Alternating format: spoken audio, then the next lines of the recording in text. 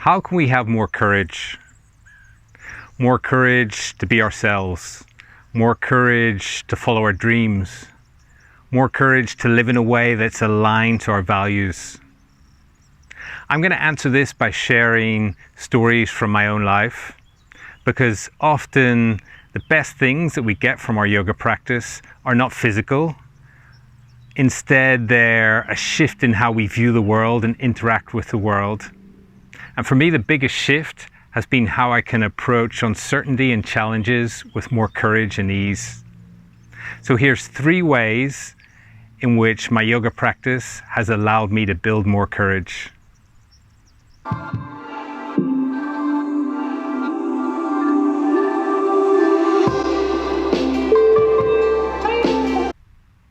It almost blows my mind to remember how I used to be and how little courage I had.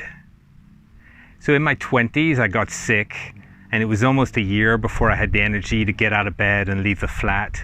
And when I did, I was really anxious. I was scared I wouldn't have enough energy to make it through the day.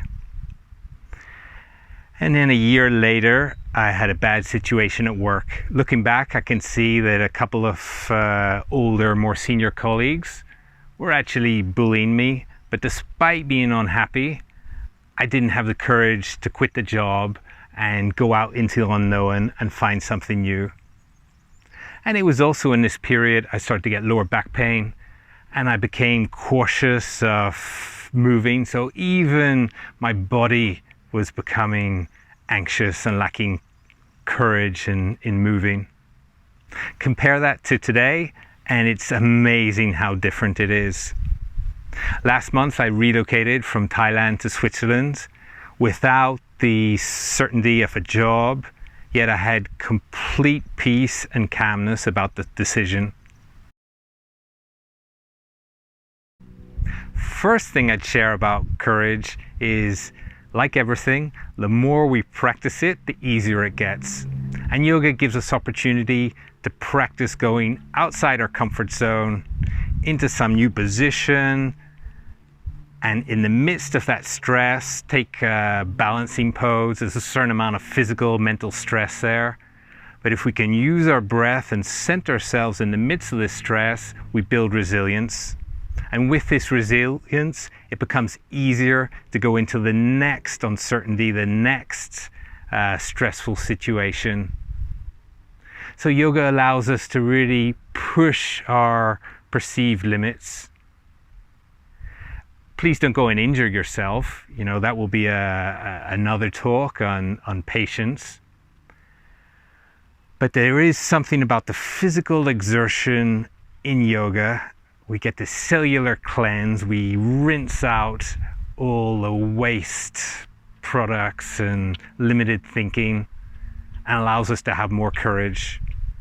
You know, when we do inversions, I remember the first time I held a handstand for just a second, I came down and I felt ready for anything.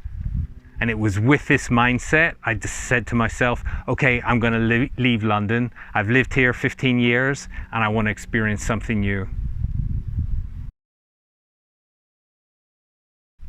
A second thing I've learned about courage is that it's much easier to have courage when we deeply believe in what we're doing. When our whole being is aligned towards some goal, it's much easier to have courage to go for it, to put up with all the obstacles and challenges that come along.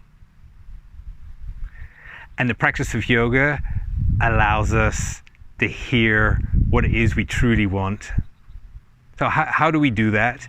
Well, the mind is so busy and active, and the mind changes, it's full of biases and prejudices. So the mind really struggles to make any decision and to tell us whether we should do X, Y, or Z. Whereas the heart speaks with certainty. The heart knows whether something is for us or not. The practice of slowing down, of feeling the sensations in our body, this takes us deeper into the human experience, and we can hear what it is we really want. Last January, I was at a yoga ashram in northern Thailand, Mahasiddha's ashram. And there was a beautiful nature around me, lots of silence, yoga practice, minimum distractions. And it was very clear to me I should move to Switzerland. My heart said, move to Switzerland for sure, for sure. And I was like, great. And then the mind starts to get involved and says, well, Switzerland's expensive. How will you survive?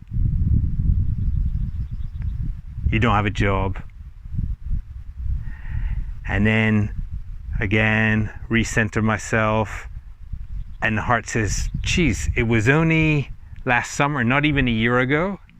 You were in London in a similar situation and you thought you couldn't make money from teaching yoga, but due to a series of serendipitous unfoldings, you ended up with a lot of yoga private clients, managed to make a good living from teaching yoga. So all those limiting beliefs weren't valid. And the heart says, just have some trust. You know, the mind saying, where will you live when you get to Switzerland? And part of having courage and going outside the comfort zone is you find from the most unlikely places solutions. So I found wonderful accommodation from a list on Facebook, a very well, reasonably priced room I can afford. And in exchange, I walk 2 dogs every day. And I love walking dogs. So it just seems like a perfect fit. So everything will work out. You have to have courage and trust. A third thing I've learned about courage is that it's much easier to have courage when we have an appreciation of how precious life is and how limited our time is. During our daily practice, it humbles us. We get an appreciation that there's something bigger than us and that our time here is limited. And when this gets combined with our experiences and our suffering off the mat, this can blossom into more courage. Almost 4 years ago, my mom passed away. And I remember before sitting with her in hospital, she was very weak. It was such a reminder of how time passes and that one day this will be me as well. One day I will be too weak and won't have the energy to do all those things that I want to do. So now is the time. Get on and do it. Have courage. I hope this has been helpful.